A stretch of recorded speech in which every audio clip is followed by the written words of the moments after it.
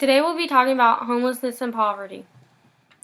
We are the wealthiest country around the world, but yet we have millions of people struggling to put food on the table and a roof over their heads.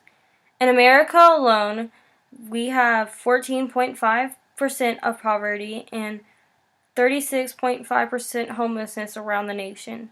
We all know there is not a problem with getting food to the stores and stocking up, that people cannot find jobs or have made bad choices in life, and some do not want to work, period. So bottom line is that poverty and homelessness come down to is that they do not have money to support their families. And here are some questions we might ask to understand how to handle such a thing this might be. The first question is, what causes hunger in the United States? I think the economy during 2009 to 2010 made a huge impact because people were unable to pay for housing and food when prices went up. The prices were unaffordable for households to manage. And the next question is,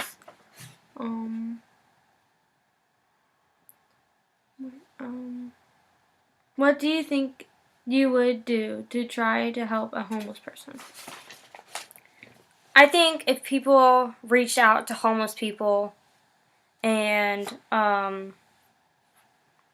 that we wouldn't turn our cheeks and walk away from someone that's going through something major, then that would help those people get back up on their feet, to encourage them.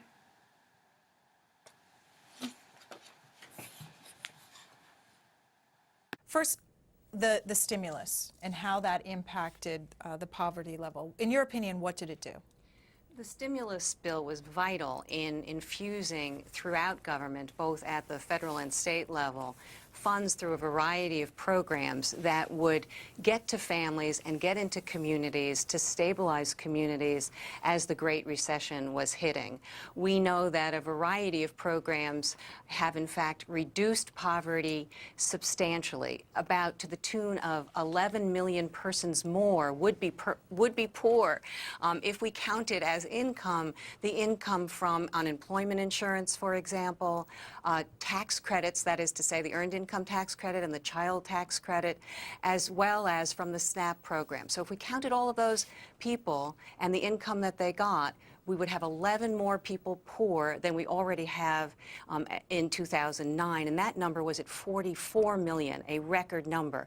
So the good news is that these programs worked. They really worked well at reducing poverty.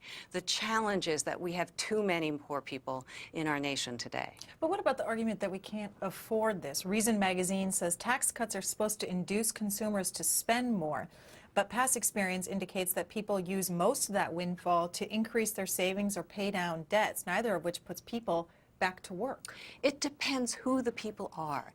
It is not the case that if you are hungry and given $1, you don't spend it on food. You have to. So if you are unemployed and get unemployment insurance, what we know from the data is that for every $1 of unemployment insurance, you use that dollar right back into the economy, and it generates $2 back for every $1 of unemployment insurance. Similarly, for food stamps, every $1 generates 1.61 cents back into the economy. If you're really rich and you don't need that dollar to buy a gallon of milk, you don't spend it on a gallon of milk, that new money that comes to you out from some sort of tax benefit or break that you're getting. Instead, you might buy some stock with it. That doesn't particularly help the economy in a particularly sluggish period. On the state level, since states are facing budget shortfalls and don't have the money to provide, what is happening to the poverty? Poverty in the states around the country is increasing as a result of the impact of the Great Recession. Fortunately, the Recovery Act itself provided funds to give relief to states, and there was an additional infusion last August. The challenge is that states have to meet their budgets each year, and states are very much in the hole. They are really having a tough time generating enough income, and by the way, 30 states have in recent years increased their tax base because they know they need revenue to meet the issues that they're confronting. But across the nation, states are making dramatic cuts in health care, education, you name it. I mean, Alzheimer's programs in Georgia, for example, have been cut.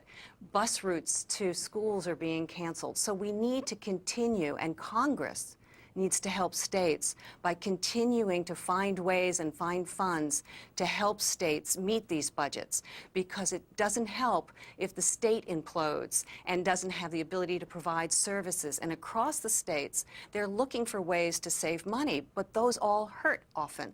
The self-same people, the government employees at the state level who are responsible for managing programs that help poor families and help communities, are often finding themselves furloughed or fired. And so we need for the federal government to assume its role and responsibility to the states to continue to find ways to aid this recovery, because it's going to be a very long time coming before we're back to what we've come to enjoy before this recession, which was a 5.5% unemployment rate, and we're at 9.6 now.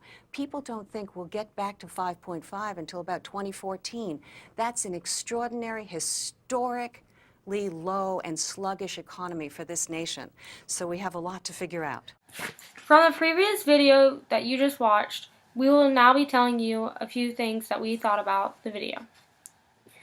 Well, I agree with Jody, because she was right about reducing tax cuts, that it helped programs, and that it created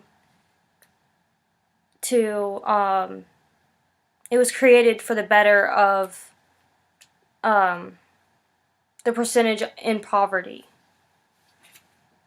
What do you think? There are so many organizations that were talked about and just briefly mentioned, and mostly they help with all the homelessness and poverty people are going through. And basically the budgets can't help everyone, but they're trying their best to get the government to pull in and help gain more money and stuff to help people that are in need, and so that they can get back on their feet and try to live life like everyone else.